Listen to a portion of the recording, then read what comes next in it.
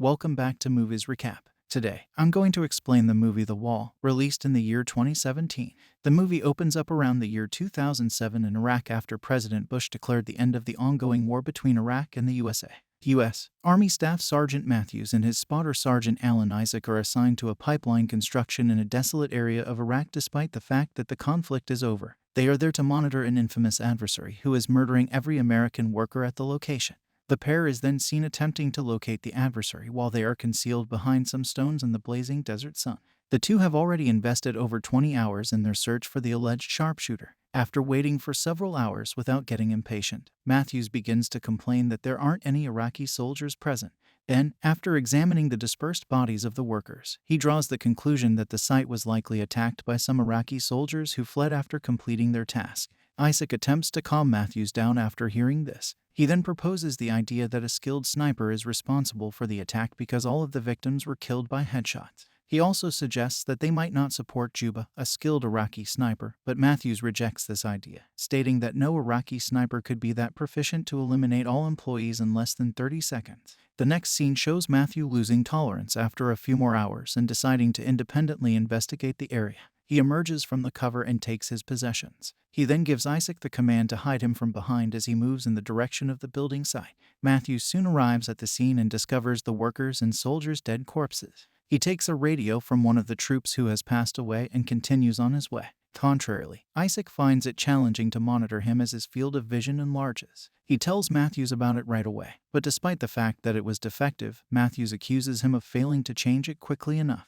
Isaac responds by pointing out the scope's sentimental significance and that it belonged to Dean, one of their cherished and recently deceased friends. When Matthews later examines the dead corpses, he is shocked to see that every single one of them has been shot in the head precisely. He informs Isaac that he begins to worry about the potential of a sniper in the area. When he hears this, Isaac advises him to leave the area as soon as feasible. Matthews remains in the center of the scene and attempts to determine the potential direction of the shots, despite Isaac's assertion to the contrary. Matthews hears Isaac shout over the radio, urging him to flee, but it's too late. Matthews is shot in the midsection by the sniper after spotting him. When Isaac notices this, he quickly moves to protect his fellow officer by dodging bullets while running in a zigzag pattern.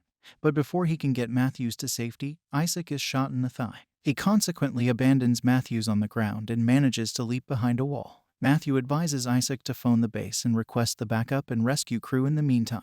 On the other hand, Isaac sees the bullet wound on his right leg and attempts to stop the bleeding by tying a belt around it. He takes up his radio bag shortly after and attempts to dial the base, but the radio picks up no signal. They are unable to call for assistance because, upon closer examination, he discovers that the radio has been shot at and that its antenna is completely destroyed. In order to target the sniper, Matthews simultaneously requests Isaac to locate him. When Isaac attempts to stop him, the sniper threatens to shoot him again if he moves. Despite this, Matthews tries in vain to grab his sniper gun before collapsing mid-shot. Isaac decides to use the opportunity to remove the bullet from his leg and bandage the wound because there is nothing else they can do due to the pain and blood loss at the moment. After that, Isaac falls asleep as well. The next scene shows Isaac waking up and hearing noise emanating from his radio earphone. It appears that a base commander is attempting to contact him. Isaac is delighted by this and asks for support and medical supplies right away. When the officer asks him to disclose his location in order to deliver the medical supplies, he becomes suspicious and continues to speak. To find Isaac's actual location, the officer on the opposing team also advises him to stand up and fire into the air. When he hears this, Isaac responds, "That's against procedure." Then, concentrating on the man's accent, he learns that he is not an American officer, but rather a sniper from the opposing party who has access to the radio frequencies of the American base. The sniper begs Isaac to continue speaking even though his cover has been compromised because he wants to learn more about him. Isaac initially rejects his request, but when the sniper makes a threat to kill Matthews once more, Isaac relents. He asks the shooter to go first, and seizing the chance, he begins mapping the area on the ground in an effort to determine the sniper's potential location. The sniper tells Isaac that he is just an ordinary Iraqi citizen attempting to defend his nation after pausing for a moment. The sniper then questions Isaac about his family, but Isaac declines to speak to him because he feels the inquiry is too private. Isaac also makes fun of the sniper by saying that he is murdering those who are genuinely working to advance his nation. When the sniper hears this, he merely laughs and responds that he is aware that the money is intended for the USA rather than his own nation. Later, the sniper threatens to shoot Matthews once more if Isaac doesn't disclose anything about himself. However, Isaac dismisses the danger this time. The sharpshooter replies by admitting that he is aware of Dean's death. Isaac is shocked by this and wonders how the sharpshooter obtained this knowledge. After some time, he attempts to sip water from his bottle but discovers that the sniper's shot has left a hole in it. The fact that the sniper specifically shot Isaac's water bottle, the radio's antenna, and his knee indicates that he is also conscious of Isaac's predicament. He says he did all of this to prevent Isaac from leaving the area. The sharpshooter also informs Isaac that due to the significant blood loss from his knee, he will pass away before dawn. Isaac attempts to identify the precise weapon the sniper is currently employing in the scene that follows. He also refers to the sniper as a terrorist, but the latter just chuckles and tells Isaac that it's he who is using a gun to kill people abroad. After spending some time scanning through his scope, Isaac eventually discovers that the sniper is concealed in a heap of garbage. Isaac comes to the conclusion that the sniper is a professional and declares that he is from Juba after considering the harsh circumstances there. The sniper, however, asserts that he is an ordinary Iraqi man and disputes being a Juba. When Isaac overhears this, he assumes the sniper to be a U.S. Army officer who subsequently betrayed them. Again denying the assertion, the sniper tells him that he simply shoots those who come at him first. Isaac eventually collapses to the ground from fatigue and dehydration. Later, the sniper warns Isaac that he will cut off his skin from his face and staple his tongue to his torso after he passes away. Later, Isaac intends to deceive the sharpshooter by placing his jacket and helmet on a stick made of wood. Isaac unfortunately loses his helmet in the process because the sharpshooter does not fall for it.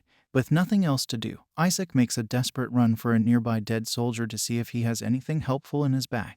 But when he gets back, he discovers that the damage to his scope has rendered it useless for locating the sharpshooter. Isaac notices a change in his radio signals and learns that Matthews is actually still living. He yells at Matthews and gives him the sniper's position. Matthews examines the garbage mound while pulling a gleaming emblem from his pocket.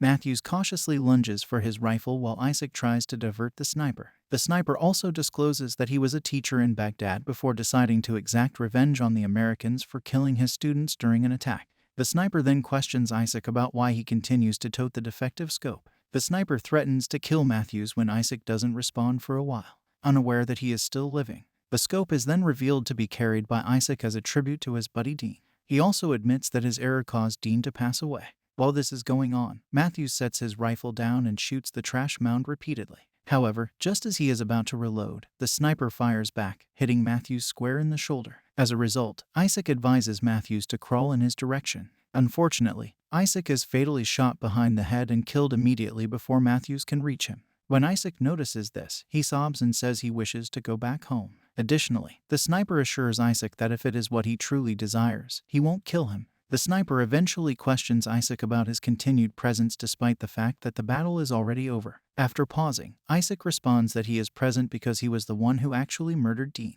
Isaac then admits that while attempting to kill a sniper, he unintentionally shot Dean. He confesses to having been untruthful about Dean being slain by the enemy sniper. He detects some noise coming from the radio transmitter as he is conversing with the sniper. He quickly crawls to the radio and attempts to get in touch with the base. But unfortunate for him, the radio is so badly damaged that he can only hear what is being said and cannot request assistance. Suddenly, he hears the sniper calling out his name to the headquarters to request assistance. Isaac realizes at last that the sniper has been calling the US base and requesting more assistance. He keeps trying to cut the discussion off, but he always fails. Isaac awakens in the following scene with a crow picking at his thigh wound. He scrounges up Matthew's sniper rifle and points it at the assailant hiding in the garbage. He pushes down the wall in front of him to disclose his location as he sees helicopters coming at that precise moment. The sniper attempts to find Isaac as well, but he is unable to do so because of the wall's falling dust. Isaac fires a projectile after locating the sniper, but he is unable to see if it struck the intended target. He gets up from his position to find out, but strangely, the sniper does not fire back at him. He believes that his shot was successful, and that the sniper is now either injured or deceased. The helicopters land behind him. Soon after the troops carry him on a stretcher, Isaac attempts to alert the officers to the sniper who is hiding, but he is unable to do so effectively. The sniper begins shooting the soldiers one by one right after the helicopters lift off. Prior to Isaac being able to alert troops to the sniper, the helicopter's pilot is shot, causing it to crash to the ground and killing everyone on board. In the final scene, the pretends to be an American soldier and phones the base to request a second rescue team. All of that came from the movie. I'm hoping you enjoyed it. If you'd like us to summarize your favorite movie, please leave a remark as well.